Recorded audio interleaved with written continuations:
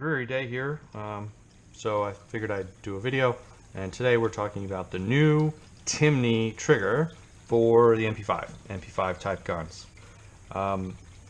If you've ever shot a factory MP5 trigger, whether it's a German gun or a Turkish gun or a Pakistani gun or an American-made clone, they're not great.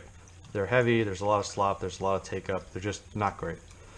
So to date, the best game in town was a gunsmith in Colorado by the name of Bill Springfield.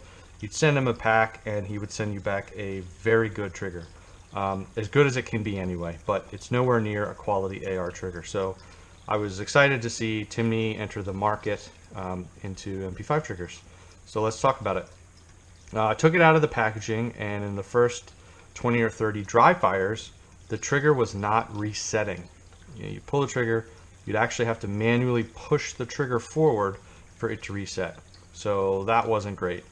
So I applied a generous amount of lube and put it back in the pack and did about 20 or 30 more dry fires, and by the end of that it was resetting about half the time and failing to reset the other half the time. So it got better, but it still wasn't great. So this morning I went out to the range and put somewhere between 150 and 200 rounds through it live fire, and the very first live round failed to reset, but after that it ran fine, no failures.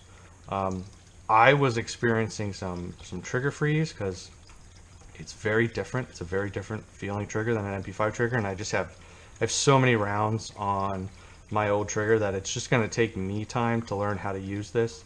But if you didn't have all of that muscle memory and you were just coming into it with a clean slate, you could probably adapt to this a lot faster. So it does work with the Magpul selectors, so that's good. It will drop into a Magpul lower pack, an SEF pack, if you have one of those. That is an important note, is these only work in SEF packs. So if you have Navy packs or Ambi packs, or whatever you want, Picto packs, whatever you want to call them, they're not compatible with that yet. So you got to have an SEF pack. So onto the trigger. See, it's clear, there's no mag, all that good stuff. We actually pull the trigger here. There is a good amount, not a good amount, but there is some take up here. It's not very heavy, it's a couple of pounds of take up, and then you are on the wall, and then another couple of pounds will get the job done. So do that again. Do it with my right hand this time.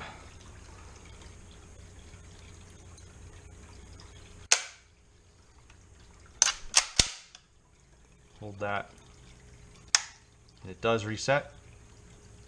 So I think there was just some sort of a break-in period that the trigger needed. I am going to shoot this tomorrow in a match, assuming the rain stops between now and then. Go down to Quantico and shoot with Marines. So we'll see how that goes. We'll put it to test on the clock, because that's when things break. So I'll provide a short update after the match tomorrow. Yeah, you'll see that right now. Thanks.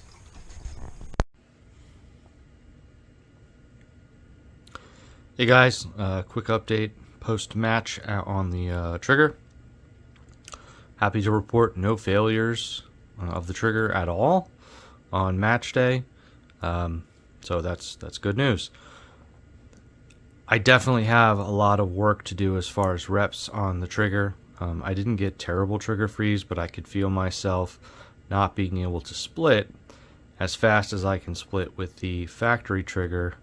But again, that's just reps, man. Like, it is a much better overall trigger. It's lighter, it's crisper. I wish it were a single stage. I think that's faster to split a single stage trigger versus a two-stage trigger, but again, that's probably just me. I just need more time on the trigger. But in the match, it absolutely ran flawlessly. So happy to report that. Came in second place in PCC behind one of the guys on the Marine Corps shooting team, so can't really complain about that. But looking for more reps for this thing next year, and we'll see how it wears in. Thanks.